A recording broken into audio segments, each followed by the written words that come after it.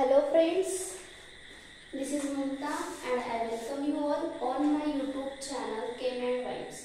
So friends, आज आपण इथे बघणार आहोत की नॅशनल एज्युकेशन पॉलिसी 2020 काय आहे. ॲक्च्युली ही आता मोस्ट ऑफ दी कॉलेजेसमध्ये आणि युनिव्हर्सिटीजमध्ये अप्लाय झालेली आहे. सो आपल्याला माहिती आहे की जे वोकेशनल कोर्सेस होते such as BSc, BA, BCom आणि एक्सेट्रा जे 3 वर्षाच्या ड्युरेशनचे कोर्सेस होते ते आता किती वर्षाचे झालेले आहे? 4 इयर्सचे झालेले आहे, म्हणजे 4 वर्षाचे झालेले आहे.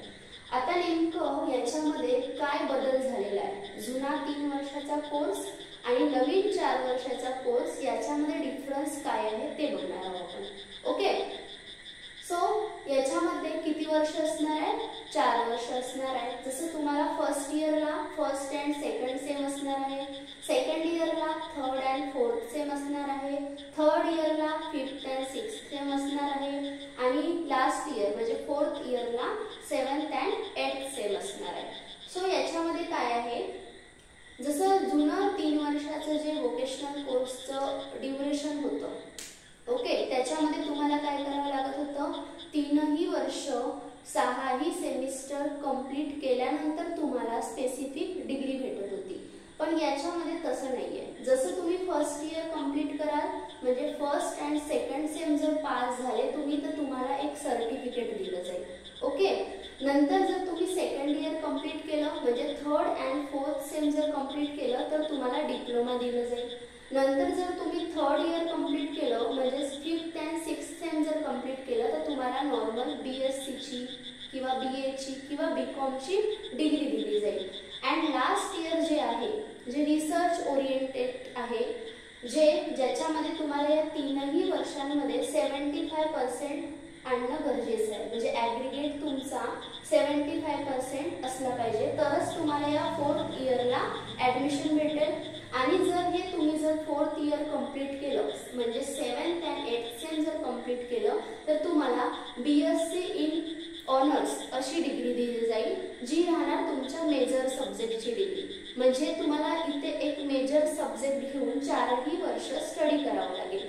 जसं एखाद्याने केमिस्ट्री घेतलं तर त्याला लास्टमध्ये 4ही वर्ष कंप्लीट झाल्यानंतर त्याला BSc इन केमिस्ट्री ऑनर्स अशी डिग्री भेटेल. एखाद्याने बॉटनी सब्जेक्ट घेऊन जर मेजर घेऊन जर त्यांनी कंप्लीट केलं असेल BSc ला BA ला तर त्याला BSc इन बॉटनी ऑनर्स अशी डिग्री दिली जाईल.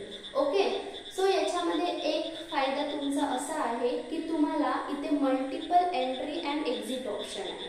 आता इथे multiple entry and exit option means what? याच्यामध्ये जेव्हा तुम्ही फर्स्ट इयरला आलात, सपोज एक एक्झाम्पल देते मी, जेव्हा तुम्ही फर्स्ट इयरला आलात, तुम्ही फर्स्ट इयर कंप्लीट केलं, तुम्हाला सर्टिफिकेट मिळालं. ओके, आता एखाद्या विद्यार्थ्याला वाटत आहे की मला आता समोर नाही शिकायचं आहे.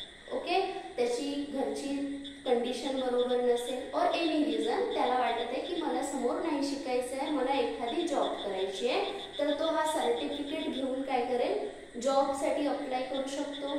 आणि नंतर थोड्या वर्षानंतर त्याला वाटत आहे की मला आणखी कंटिन्यू करायचं आहे एज्युकेशन, तर तो आणखी सेकंड इयरला काय करू शकतो? ॲडमिशन करून अजून त्याचं एज्युकेशन कंटिन्यू करू शकतो. ओके, म्हणजेच याच्यामध्ये तुम्हाला मल्टिपल टाइम्स एंट्री करता येईल, मल्टिपल टाइम्स एक्झिट करता येईल. ठीक आहे, तुम्हाला जर डिप्लोमा घेऊन कुठे जॉब करायची असेल ते पण करू शकता. जर तुम्हाला सिंपल डिग्री घेऊन जॉब करायची असेल ते पण तुम्ही करू शकता. आणि जर तुम्ही एक रिसर्च ओरिएंटेड स्टुडंट आहात तर तुम्ही काय करू शकता? फोर्थ इयरला ॲडमिशन घेऊन तुम्ही BSc किंवा BCom किंवा BA इन ऑनर्स म्हणजे पर्टिक्युलर त्या मेजर सब्जेक्टची डिग्री तुम्हाला मिळणार आहे. आणि ती कशी असणार आहे? फोर्थ इयर पूर्ण तुमचं रिसर्च ओरिएंटेड असणार आहे.